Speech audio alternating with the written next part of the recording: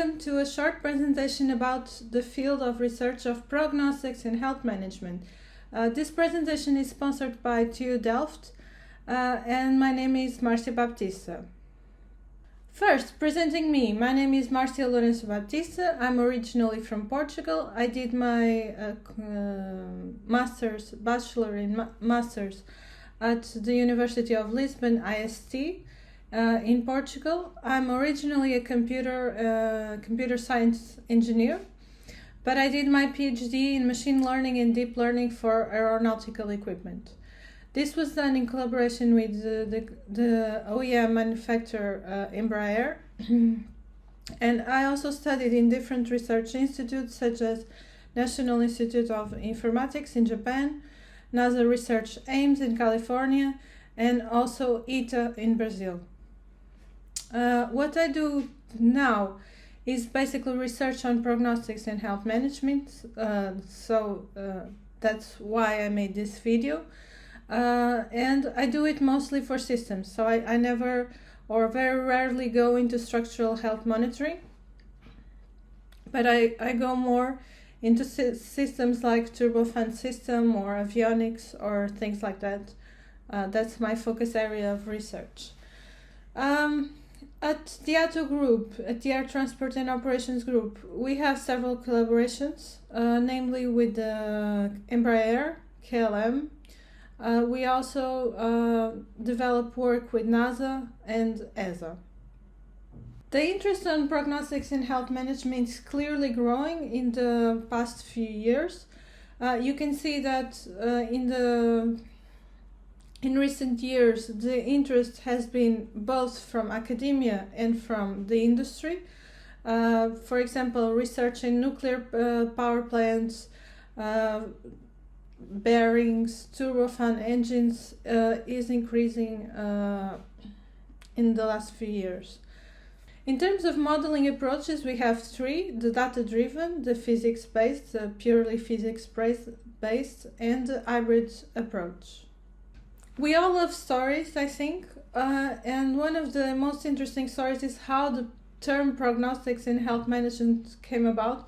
Because some people think we're talking about healthcare when we talk about prognostics and health management, and actually we are talking about engineering systems.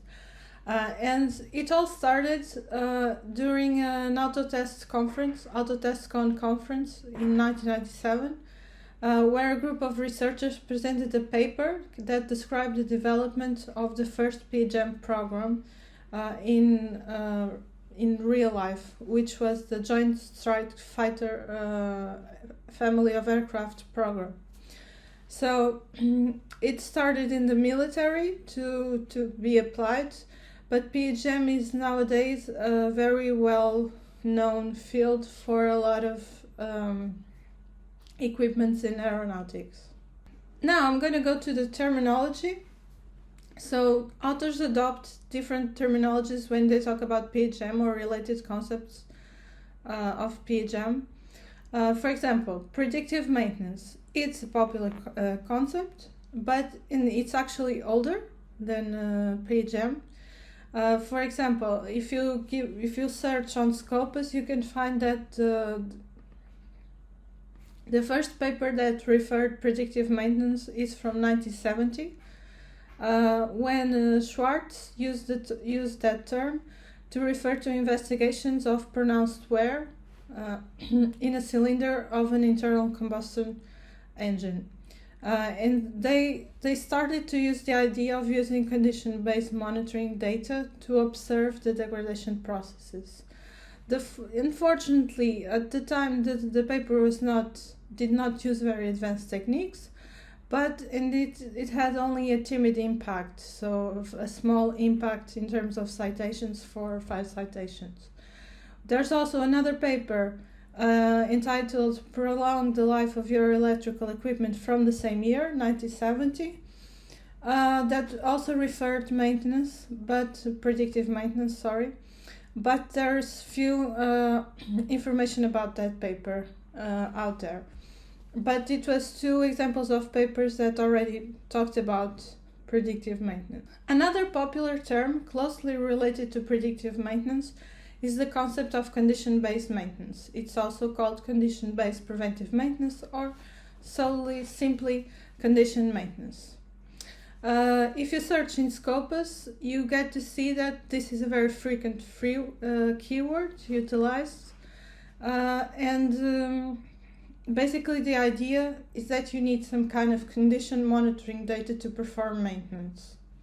Condition monitoring is also a connected concept that relates to the monitoring of the condition or the health or the status of the system. Now, finally, what is PHM? PHM is a maintenance framework that is based on, it can be based on physical knowledge, on information, and in condition-based monitoring data that aims to predict the remaining useful life of an engineering equipment, including and it includes mechanisms for fault detection, isolation, and recovery.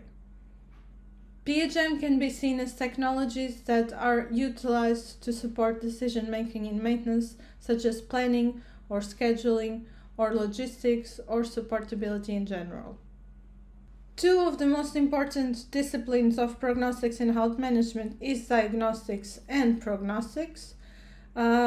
On a systematic literature review from 2020, we found that 49% of the literature in PHM is dedicated to diagnostics, while 51% is focused in prognostics. We would expect that there would be more papers, in prognostics, so a higher percentage in prognostics.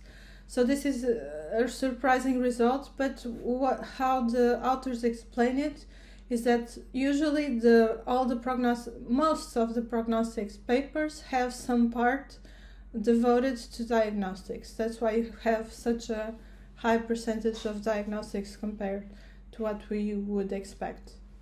It is often not clear the boundary between diagnostics and prognostics, but first let's start with the definition for prognostics. It's easier to define prognostics because it's usually coupled with the concept of rule, of remaining useful life. So prognostics is basically, and according to the ISO 13381, is the estimation of the time to failure, so of the remaining useful life, and the risks associated with existing and future failure modes. So the rule is central to the definition of prognostics, and it can be defined as the number of working cycles left at a particular operating time. You need rule estimates so that the decision maker is able to do scheduling and maintenance.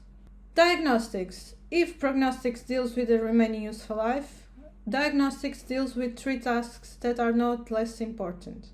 So it covers fault detection, isolation, and identification.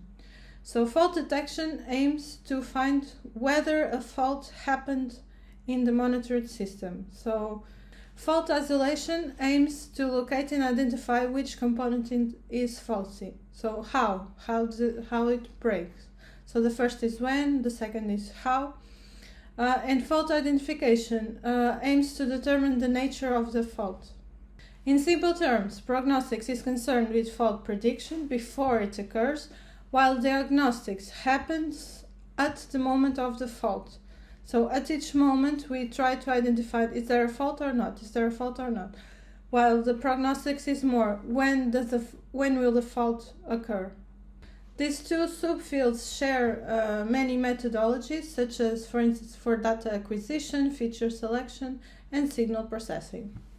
So that's all for this video. I hope you have enjoyed it, and thank you for watching.